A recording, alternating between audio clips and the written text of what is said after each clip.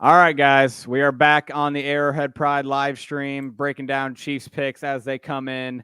We're looking at Chiefs pick number 62. They're about to come up on the board. Right now, we see the Bengals are about to pick at number 60. I believe Rocky broke the news to us that will be Cam Taylor-Britt, the Nebraska cornerback, who I kind of like for the Chiefs. But I'm Ron Kopp Jr. Rocky, Jared, Talon are the guys with me as they were before. We're breaking down everything Chiefs draft. Guys, how we feeling? We took obviously the Sky Moore, the Western Michigan receiver, just a few minutes ago. Now we're looking at maybe another position. Could they be doubling up at receiver? What are the takes we got as we wait for the pick to come in? I think that depends on if Travis Jones is there. I think they're taking Travis Jones. It still could be an Perrion Winfrey at 62 as well. I feel like they want to build the trenches. Nakobe Dean's still sitting there, right? Jeez, he is, right. Isn't he? That apparently his size is really bothers teams because he's such a good playmaker. You could maybe make the argument that, you know, at Georgia behind that defensive line with all those guys, it's a little easier to be a playmaking linebacker. But man, I don't know. I like what I saw from Dean. He's the best player available definitely right now for me. He's the best player on my board. It's interesting, man. He definitely round out the linebacker group. That would be a strength after, you know, only a couple of years ago it being a complete weakness. Yeah, the issue, I guess, is with the height. You know, the Chiefs need somebody in that Sam linebacker role right now. Do you think Nakobe Dean could handle lining up against the tight end consistently? Yeah, and that's the thing. I think in the base, right, and maybe in against the run, you don't really, maybe Nakobe's not the guy when you're talking about Willie Gay and Nick Bolton. You probably want them in the game if you really want a guy that's going to come up, you know, defend the run, you know, give you some hard hitting. But as a playmaker in space, as a playmaker, you know, sideline to sideline against the pass, blitzing coverage, Nakobe Dean's your guy, and he'd be a fun playmaker. Is Channing Tindall still out there? Because I might. He should be. Over Nakobe Dean. I mean, as really? far as the sideline to sideline playmaker, I just think he moves better. That is definitely the case. I would say, you know, some other guys. We saw Bernard Raymond has still not gone off the board. I really like him. I liked him more than Trevor Penning, who went in the first round. We saw his teammate Luke Gedeke, I believe is his name. Correct me if I'm wrong. Luke Gedeke, the Central Michigan offensive tackle. That was it, right? Yeah, we just Ryan. He's still there. I know. Yes, your guy. That's a swing, but I like him personally. He's one of my personal favorites. Yeah, no, that's your guy, a guy that can play guard and tackle. The Chiefs will value that versatility. That could definitely be the reason why we could see him go here. Yeah, but could we see the double up on receiver? Could we? I mean, could they go with a guy? You know, we've seen Jalen Tolbert, who would be maybe a compliment to what they got with Sky Moore. Jalen Tolbert is here. You know, another receiver possible at this point could be. Well, yeah, no, David Bell's probably a little early for David Bell with his athletic testing, I would imagine. There's a few, you know, Calvin Austin, we've talked about that. They like Marquise Brown. Although you imagine Sky Moore, you know, maybe takes some of that role. Rocky, what do you got? Niners select edge rusher Drake Jackson. Chiefs are on the field. Wow. That might have been who they were looking at, don't you think? That could have been who they were kind of targeting a little bit. We talked about, you know, them doing the youth movement, wanting really young guys. Drake Jackson just turned 21. He's a guy that has some of that bend profile that you kind of get excited about, even if he didn't put it all together in college. Obviously, a very high school recruit. I could have definitely seen the Chiefs taking a swing, and maybe the Chiefs are going to get caught off guard by that. Potentially. Yeah, he was a guy that I was really, really high on. I thought that his best football was in front of him. Kind of bummed that he's not going to be a Chief as well. I really want the Chiefs to take a guy that I just like was super high on so that I can be excited when I hear the name. Yeah. What do you got? What do you guys think about that, Jared Talon? I think he's the kind of player that the Chiefs would be selecting in this round, in this time frame. Yeah, I mean, similar feelings to Sky Moore. It would have been okay here. The range is fine for Jackson. Just not one of my. I'm not very high on him. But again, he has some bend to him. But you know, he's a 49er, so it's, you know, I'm not going to get too into him.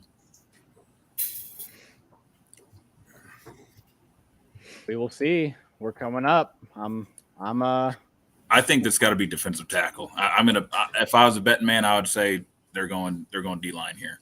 Mm-hmm. I would think so as well. Travis Jones still on the board, is he not? Mm-hmm. Yeah. Could be him. How high does Barno go? I saw someone have him like pretty high on their board. Does he go today? The Virginia Tech defensive end? Right. Yeah, the athletic freak at the combine, ran the fastest 40-yard dash we've seen from an edge rusher at the combine. He'd really complement what we've already done. Right. Yeah, the problem is he's kind of a one-trick pony. All he is speed. There's not a lot of anything else there right now. He would be a project. Well, we got one YouTube commenter teasing it a little bit. I'm not even sure who he means by that necessarily. I think I have an idea. But it's defensive line if that's the case, which you guys are predicting. We had a scare about a certain person last night. Could it be that guy? Could it be Rocky, your guy, the San Diego State edge rusher potentially?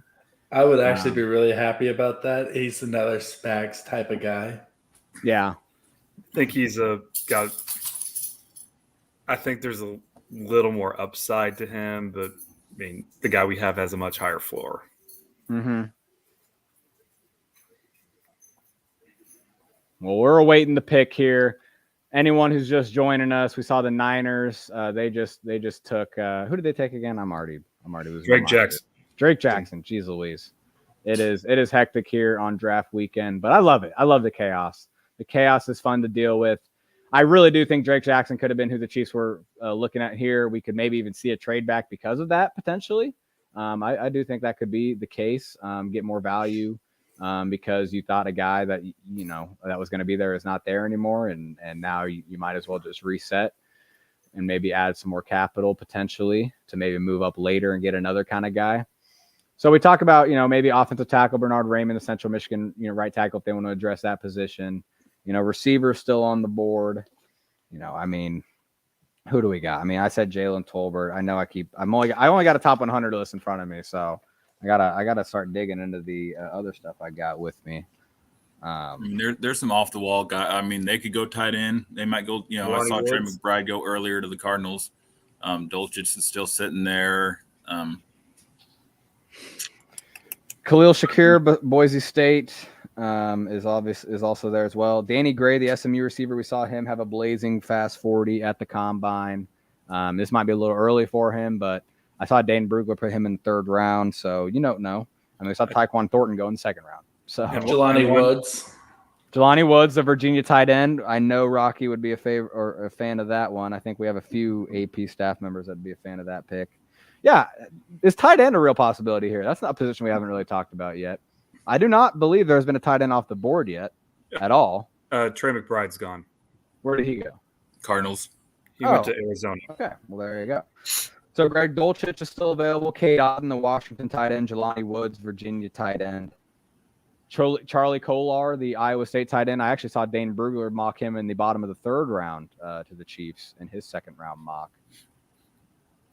Tight end could definitely be where they go here, to kind of, they've brought in a lot of tight ends in this offseason. They got them all on the practice squad, and they got them. They're loaded up with them, so they must love them. They visited with a lot of them. Oh, pick is in. Pick is in. And I'm happy. Yeah, it's not He's bad. happy. Not bad.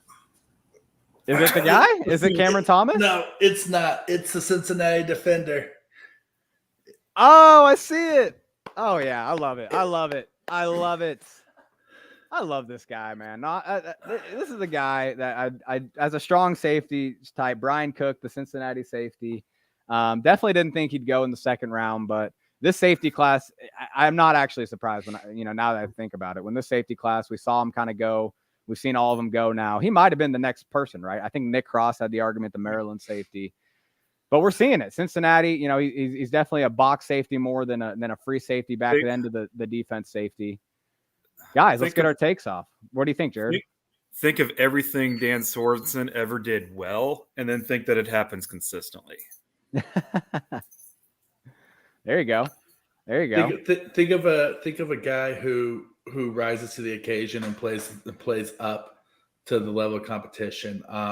When they played against Alabama, he had one of his best games. I mean, he walked away with an interception, multiple tackles. He's a guy who's not afraid to get in and get dirty. He lays the wood. This was probably him and Lewis Seen were my first two safety crushes in this draft, and the fact that we were walking away with him, I'm over the moon about this pick. I think that he's that in the box enforcer that the Chiefs kind of needed at the safety position. With Tyrann Mathieu, not being there anymore. This is a home run, I think, at 62. Or 62. Yeah. No, it is. They did not trade for once. I agree, man. I like this pick. It's the second really good defensive back they've picked in this draft.